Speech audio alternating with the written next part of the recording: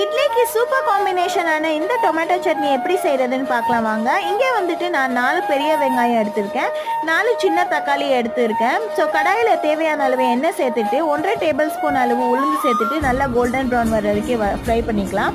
இப்போ வந்துட்டு 6 காஞ்ச மிளகா, வெங்காயம், 3 பல்லு பூண்டு சேர்த்துட்டு இதுவே நல்லா ஃப்ரை பண்ணிக்கலாம். கருவேப்பிலை, கொத்தமல்லி சேர்த்துட்டு இதையும் நல்லா ஃப்ரை பண்ணிக்கலாம்.